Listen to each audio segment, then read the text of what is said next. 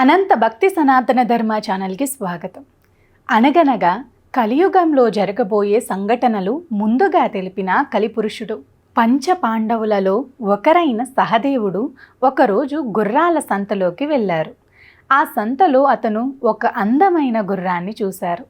అరెరే, ఇంత అందమైన గుర్రాన్ని నేను ఇంతకు ముందు ఎప్పుడూ చూడలేదు. ఎలాగైనా సరే నేను ఈ గుర్రాన్ని ఎంత ధరకైనా కొనాలి అనుకుని గుర్రం యజమాని గారిని గుర్రం ధర ఎంత అని అడిగారు. గుర్రాన్ని నేను ఎవరికూ అమ్మను, కానీ ఎవరైతే నేను అడిగిన ప్రశ్నలకు సమాధానాలు చెప్తారో వారికి నా గుర్రాన్ని ఉచితంగా ఇస్తాను అని చెప్పారు. సహదేవుడు, సరే నన్ను అడుగు, ఎటువంటి ప్రశ్నలకైనా నేను సమాధానం చెప్తాను అని చెప్పారు. దానికి గుర్రం యొక్క యజమాని, సరే నేను అడిగే ప్రశ్నలు చాలా జాగ్రత్తగా విని సమాధానాలు చెప్పి గుర్రాన్ని ఉచితంగా తీసుకుని వెళ్ళు అని ప్రశ్నలు అడగటం మొదలుపెట్టారు. మొదటి ప్రశ్న, ఒక పెద్ద బావి ఉంది. ఆ పెద్ద బావిలోని నీరుని తీసుకెళ్ళి 7 చిన్న బావులను పెద్ద బావిలోని నీటితో నింపవచ్చు, కానీ ఆ 7 చిన్న బావులలోని నీటితో పెద్ద బావిని నింపలేము, ఎందుకు అని అడిగారు. మరలా గుర్రం యొక్క యజమాని బాగా ఆలోచించి నాకు సమాధానం చెప్పండి అని అడిగారు. సహదేవుడు కొంచెం సమయం దాకా బాగా ఆలోచించినా కూడా సమాధానం చెప్పలేకపోయారు. చేసేది ఏమీ లేక అక్కడే ఉండిపోయాడు. కొంచెం సమయం తరువాత నకులుడు సహదేవుడును వెతుక్కుంటూ సహదేవుడు ఉన్న గుర్రాల సంతకు చేరుకున్నారు. సహదేవుడిని చూసిన నకులుడు, ఎందుకు ఇక్కడ కూర్చునిపోయినావు అని అడిగారు. దానికి సహదేవుడు ఆ గుర్రం మరియు గుర్రం యొక్క యజమాని గురించి నకులుడికి వివరంగా చెప్పారు.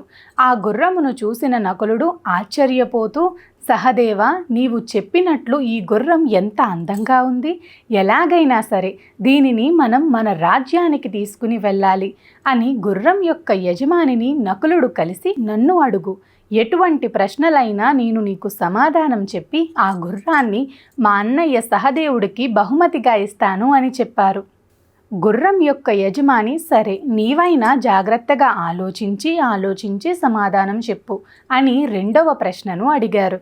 రెండవ ప్రశ్న, మనము బట్టలు కుట్టడం కోసం ఉపయోగించే సూది రంధ్రం ద్వారా పెద్ద ఏనుగు యువతలి వైపు నుండి రంధ్రం ద్వారా అవతలి వైపుకు వెళ్ళింది, కానీ ఆ ఏనుగు తోక మాత్రం ఆ సూది రంధ్రం ద్వారా వెళ్ళలేకపోయింది, అది ఏమిటి అని అడిగారు.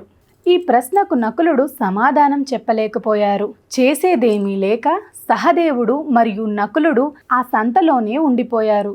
ఎంతసేపటికి తమ్ముళ్ళిద్దరూ రాజ్యానికి రాకపోయేసరికి కంగారుగా ధర్మరాజు భీముడిని పిలిచి తమ్ముళ్ళిద్దరును వెతుక్కుని ఎక్కడ ఉన్న రాజ్యానికి తొందరగా తీసుకుని రావాలి అని చెప్పారు. అన్నగారు మాటల ప్రకారం భీముడు తమ్ముళ్ళిద్దరినీ వెతుక్కుంటూ వెళ్ళాడు. చివరికి తమ్ముళ్ళిద్దరును ఒక సంతలో చూసి తమ్ముళ్ళిద్దరును ఎందుకు ఇక్కడ కూర్చుని ఉన్నారు అని అడిగారు. అన్నయ్య, ధర్మరాజు గారు చాలా కంగారు పడుతున్నారు, వెంటనే రాజ్యానికి బయలుదేరి వెళ్దాము అనగానే తమ్ముళ్ళిద్దరును అక్కడ వారు ఎందుకు ఉన్నారో వివరంగా చెప్పారు. అంతా వినిన భీముడు గుర్రం యొక్క యజమాని గారిని కలిసి, నేను మీ ప్రశ్నలకు సమాధానాలు చెబుతాను అన్నారు. గుర్రం యొక్క యజమాని, చూడండి, నేను వేసిన 2 ప్రశ్నలకు సమాధానాలు చెప్పలేక మీ తమ్ముళ్ళిద్దరూ ఓడిపోయారు, కావున బాగా ఆలోచించి సమాధానం చెప్పాలని అన్నారు. దానికి సరే అన్నారు భీముడు.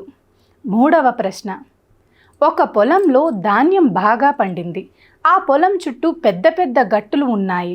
ఆ ధాన్యం పంట కోసే సమయంలో ధాన్యం మాయమైంది, అది ఎలా అని అడిగారు. భీముడు కూడా సమాధానం చెప్పలేకపోయారు. తమ్ముళ్ళిద్దరినీ రాజ్యానికి తీసుకుని వెళ్ళి జరిగింది జరిగినట్లుగా అన్నీ అన్న ధర్మరాజు గారికి వివరంగా చెప్పారు.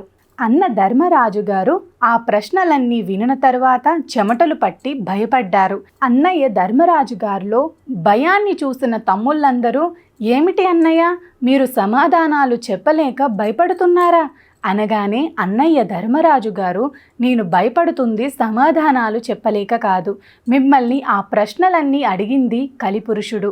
అతడు కలికాలంలో జరిగే యథార్థ సంఘటనలను ప్రశ్నల రూపంలో మిమ్మల్ని అడిగారు. మొదటి ప్రశ్నకు సమాధానం పెద్ద బావి అనేది తల్లిదండ్రులు, 7 చిన్న బావులనేవి వారి పిల్లలు. తల్లిదండ్రులు ఎంతమంది పిల్లలకైనా ప్రేమ ఆప్యాయతలతో పెంచి పోషిస్తారు.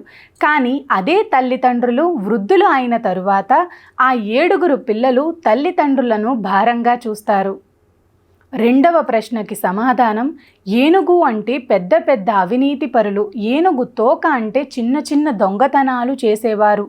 ఏనుగు రంధ్రం ద్వారా అవతలి వైపుకు వెళ్ళిపోతుంది. అంటే పెద్ద పెద్ద అవినీతి పరులు చట్టానికి దొరకకుండా రంధ్రం ద్వారా వెళ్ళిపోతారు. కానీ చిన్న చిన్న దొంగతనాలు చేసేవారు మాత్రం ఆ రంధ్రం దాటలేక ఆ ఏనుగు తోకలాగా ఇరుక్కుపోతారు. మూడవ ప్రశ్నకు సమాధానం ఇక్కడ ధాన్యం అంటే ప్రజలు, చుట్టూ ఉన్న పెద్ద పెద్ద గట్టులు అంటే అధికారులు. ఎంతమంది అధికారులు ఉన్నా ప్రజలకు దక్కాల్సిన ఫలాలు అధికారులు స్వాహా చేస్తారు. ఆ విధంగా ధాన్యం మాయమైనట్లు ప్రజలు ఫలాలు కూడా అధికారులు మాయం చేస్తారు. ఇవన్నీ భవిష్యత్తులో జరగబోయే సంఘటనలు మీకు కలిపురుషుడు ముందుగా తెలియచేశారు అని ధర్మరాజు గారు తమ్ముళ్ళందరికీ వివరంగా చెప్పారు. ఇది సృష్టిలోని అందరికీ తెలియాల్సిన సమాచారం అని అనంత భక్తి సనాతన ధర్మ ఛానల్ మీ ముందుకు తీసుకువచ్చింది.